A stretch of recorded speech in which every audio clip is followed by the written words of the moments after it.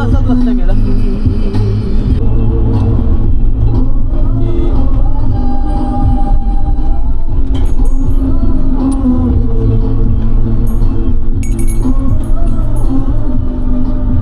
गाडी कुठे आहे?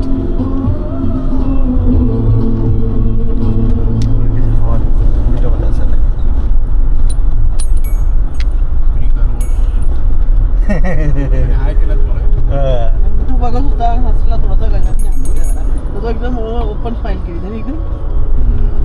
काय माणूस कोणाला काय देतो काय घेतो. नदीमध्ये पण कचरा आहे. गोमती नदी. सगळ्या बायकांचे कपडा डोक्यावरती कपडा असतो ना.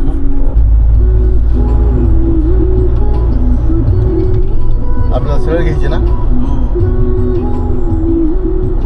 आपल्याला जायचं पाहिजे ना टेम्पल. 5 किलोमीटर. बंद कर कधी. अगं बाई तेरडा दिसला बाई मला इथे बरोबर. घे बी. भंडारी नाही आपल्याकडे खूप दूर आपल्यात. बंद कर.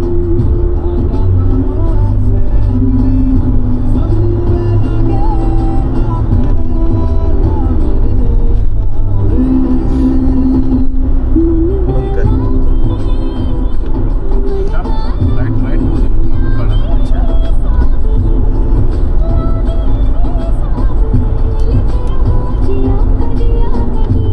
ही गाडी गेली तिकडे जाऊया ना आपण. हा राईट. तेच तेच होते.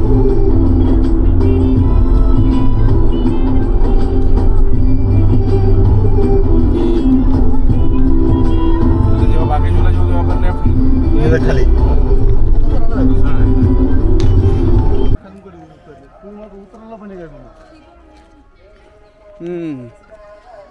तर नमस्कार मंडळी, आणि आता आपण आले आहोत बैजना तिकडे.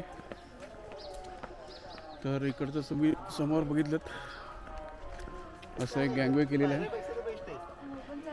आणि गाड्या आहेत. खाली पार्किंग पण आहे तिकडे. त्या साईडने पार्किंग एरिया तर खाली असतील असं आहे ते.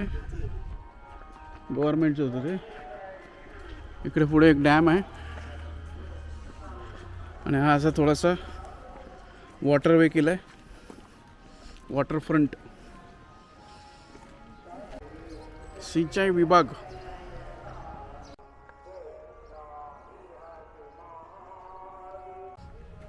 हो, हा मस्त एकदम पाथवे आहे, आणि गार्गी इकडे आहे समोर. तिने काय फूल कसलं तरी काढलंय म्हणे. इकडे सगळं आहे, आणि समोरून तुम्ही राईटला गेलात तर देऊळ आहे. छान केलं आहे, नक्की भेट द्या. ऑन द वेचं आहे. शंकराचं देऊळ आहे, मोठं आहे. व मोठं आहे. बड़ा है, बहुत बड़ा है.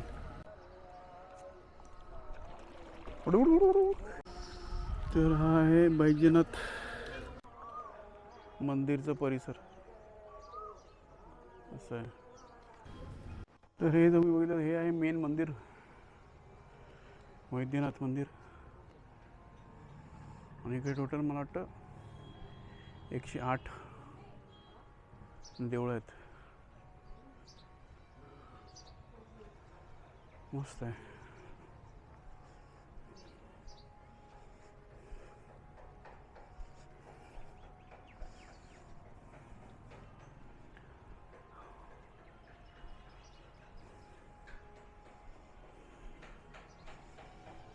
देऊळ बंद आहे, पण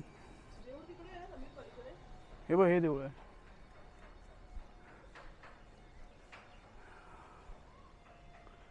एकशे 8 वाटत तर नाही इकडे, पण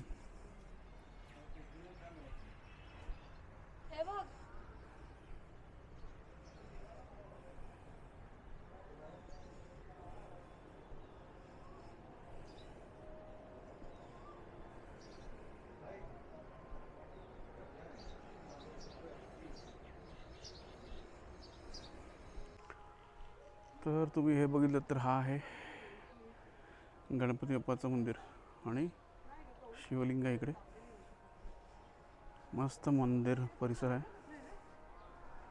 आणि संरक्षित स्मारक आहे. ते काय लागले तुला ते काय आहे ते मंदिर समूह बैजनाथ.